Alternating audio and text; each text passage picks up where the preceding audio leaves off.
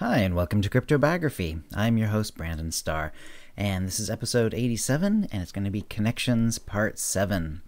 If you have any comments or questions about this episode or previous episodes, cryptobiography@gmail.com, or hit us up on Facebook or Twitter. And here we go. Alma was taking a day off from her post at the museum. Anyone else would call it a job, and she mostly treated it as such, but as she declined all pay, it was more of a full-time hobby. Because of this arrangement, the museum did not begrudge her taking time off with limited or no warning. She was meeting a man from high up in the FBI. He had been a contact of hers for years now, and he had risen in the ranks, partly due to her influence and aid. He was an assistant special agent in charge and would be a special agent in charge within 2 more years if he retained her aid. She smiled as they sat down at the Vietnamese restaurant. Not exactly out of politeness, but remembering their first meeting. She had been given his information by another contact of hers and was sounding him out. He was a little abrupt with her at that meeting, to the point of brusqueness. But he was an investigator. After their meeting, he had done his research. At their second meeting, he was much more pliable. He gave her information when and where he could, and she gave him aid with his career. It was win-win-win, with 2 of the wins going to her, since she not only got information from him, it improved as he became more powerful. Yet, he did not know her and Connor's great secret. No one did, who was still alive, except, she thought, Wolf. And perhaps Grant. Though Connor was so insistent that Grant, even if he discovered the full truth, would not betray them. It was something she had heard before, to their cost. But such was her belief in Connor that she let it be. Servants they had, of various kinds, none living in their home. Some were of the simple cleaning and caring kind. Some found out information for them. Regardless, none of the servants knew. They only thought of them as slightly irregular wealthy people with a penchant for sticking their noses into other people's business. "Raphael," she said. "Alma," he responded. Though they only met irregularly, and there was a certain formality between them, they had silently agreed to call each other by first name. It had started at that second meeting, when he knew enough about her to take her seriously. "You have something that might interest me," Alma said. "From our mutual friend in the DOJ, yes," Raphael said.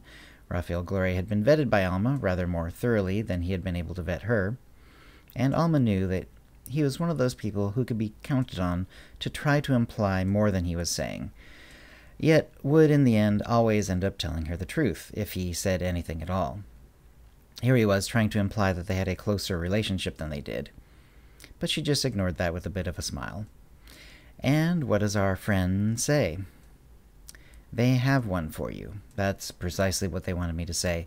They have one for you. Would you mind telling me what one they are talking about?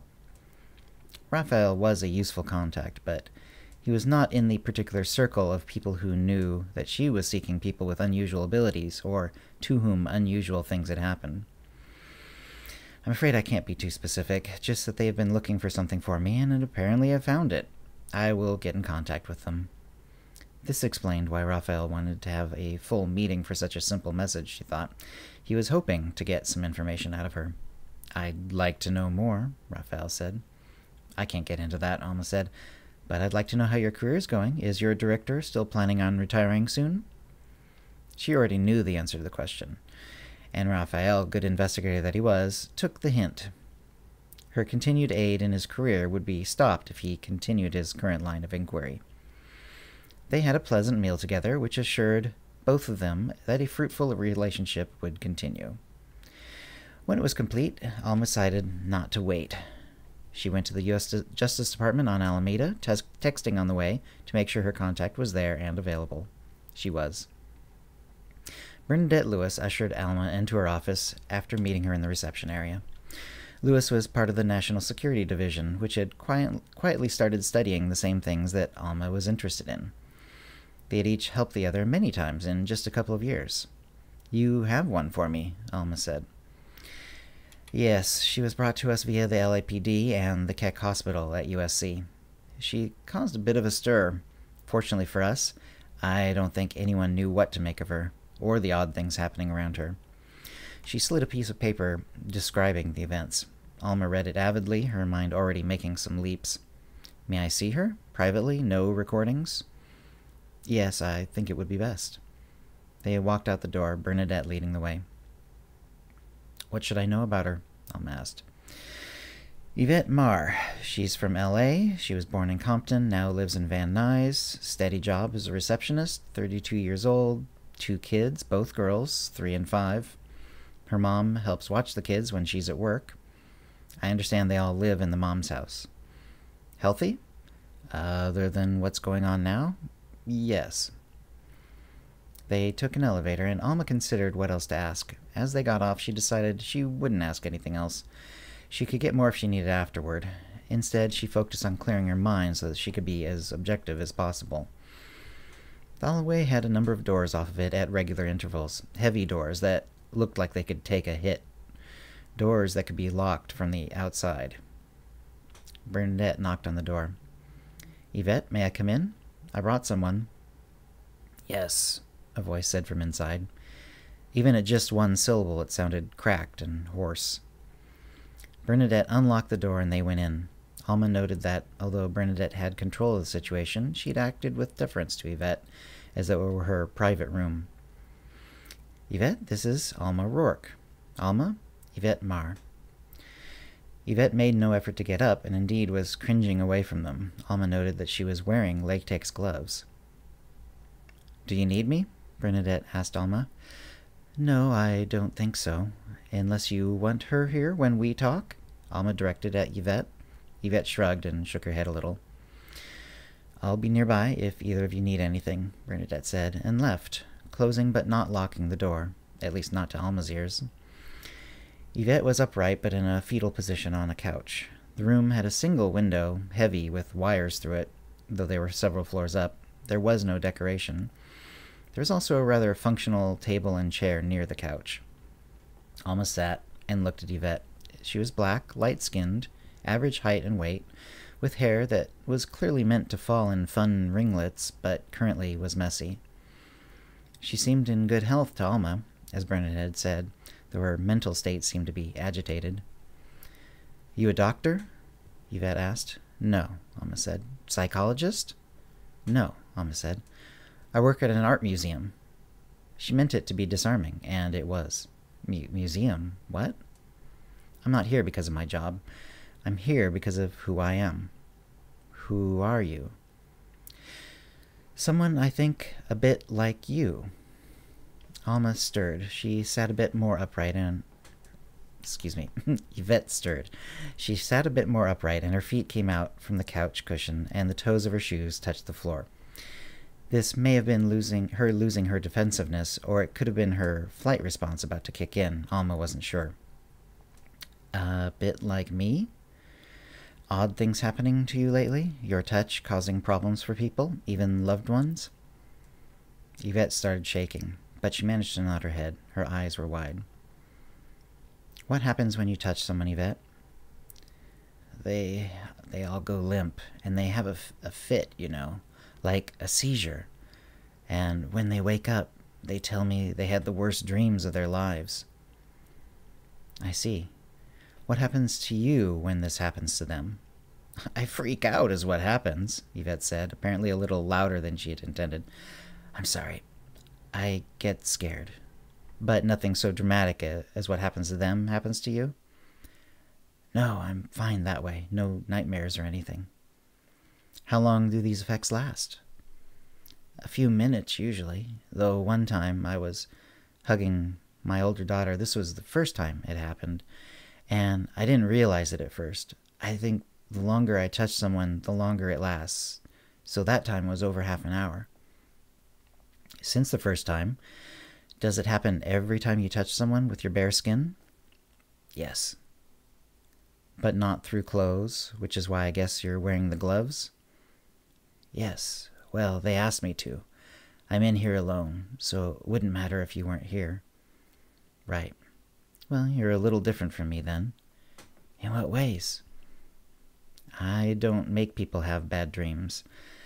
Well, You've been so forthright with me. I hate to hold back, but I really can't tell you exactly what happens.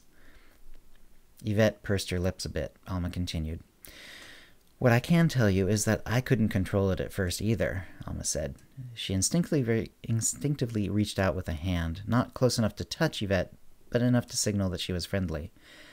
I learned to, over time. Really? You think I can too? I hope so. I have known others with the same power, effect, whatever, as I have, and we do learn to control it. But yours is different, so I can make no guarantees. Yvette nodded. She looked away into the distance, thinking hard. One other thing, Alma continued, is that I can also keep those who have my power from using it on me, and vice versa. Really? Yvette said. Do you have to try, or is it natural? Alma considered this. She never seemed to have to try hard to keep someone from invading her mind with their power. It was like her own power was itself a potent defense against intrusion. It seems to be natural, part of my power. Do you think if I can't control it that maybe people who learn how, people who love me and are around me a lot, might be able to defend against it? I somehow doubt it, Alma said. I've never met someone who could resist my power who didn't have a similar power of their own. But you know what? I'd like to try something. What? I'd like you to touch me. It's dangerous. I'm willing to take the risk. On my part, I will try not to use my power on you, though I don't know how our powers will interact. Perhaps my power will manifest despite my wishes. All I can say is that my power has almost no likelihood of harming you. Do you accept this risk in return? Yes, Yvette said, though she was scared. And that's where we're going to end for this week.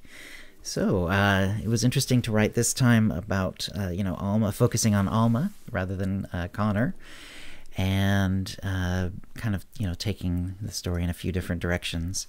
But, of course, hitting on some of the same themes as well. And, of course, this is also, another episode where the title Connections sort of comes into play because we're now meeting other people with different powers and so on.